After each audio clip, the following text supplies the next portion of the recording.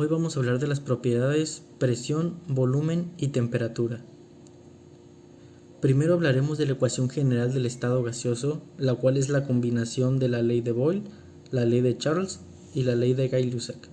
Nos permite establecer una relación matemática entre el volumen, temperatura y presión de una muestra determinada de gas.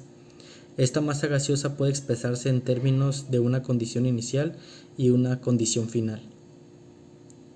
En la ecuación general del estado gaseoso podemos determinar que P es la presión expresada generalmente en atmósferas o milímetros de mercurio, B es el volumen expresado en litros y sus múltiplos y submúltiplos, así como en centímetros cúbicos, y T es la temperatura absoluta y se expresa en grados Kelvin. Recordemos también que la ley de Boyle establece que el producto presión-volumen es constante, la ley de Charles muestra que el volumen es proporcional a la temperatura absoluta y la ley de Gay-Lussac dice que la presión es proporcional a la temperatura absoluta.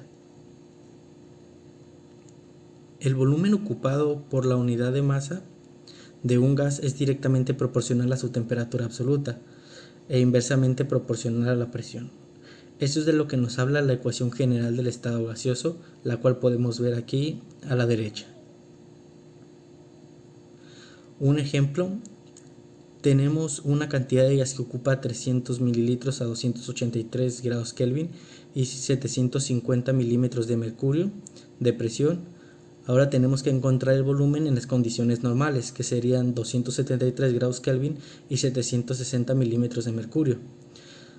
Aquí únicamente tenemos que sustituir debido a que tenemos la facilidad de la fórmula, donde si vemos al lado derecho se hacen unos cálculos relativamente sencillos, dándonos un resultado de 286 milímetros.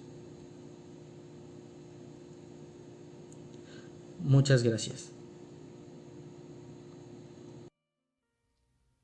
Voy a hablar acerca de la ley de Boyle.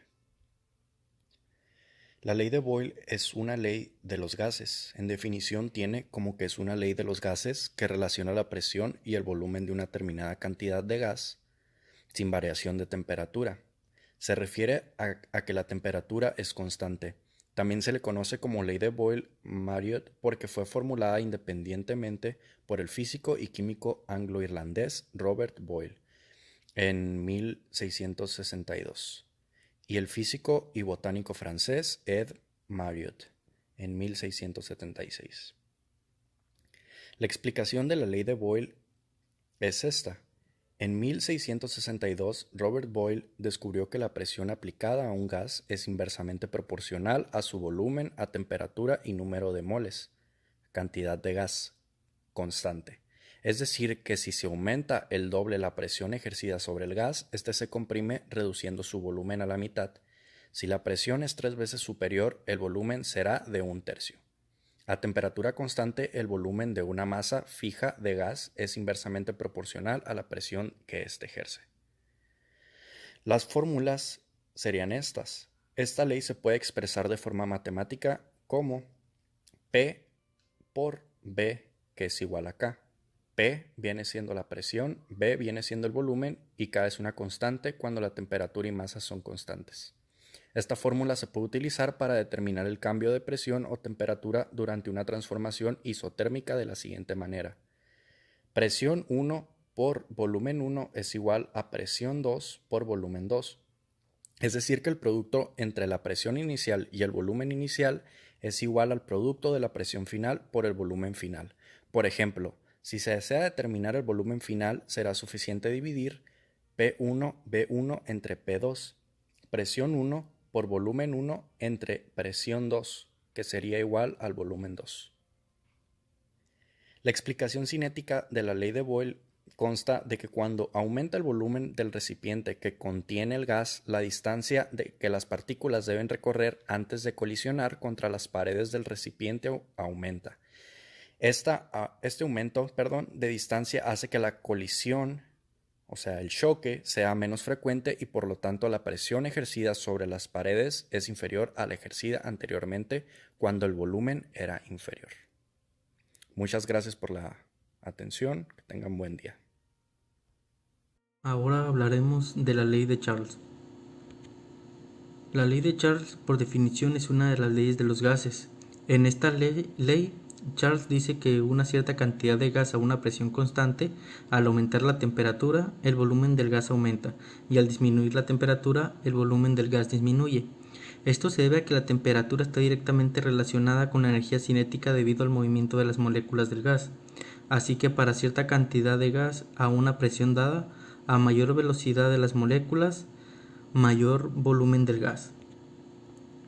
La fórmula nos dice que de acuerdo con el enunciado, la ley de Charles puede expresarse matemáticamente de la siguiente manera, donde B es el volumen, T es la temperatura y K es la constante, que se puede expresar como la fórmula que vemos aquí en la parte de abajo. Cuando se desean estudiar dos diferentes estados, uno inicial y uno final de un gas, y evaluar el cambio de volumen en función de la temperatura o viceversa, se puede utilizar la fórmula y así despejar según la incógnita que se desea resolver.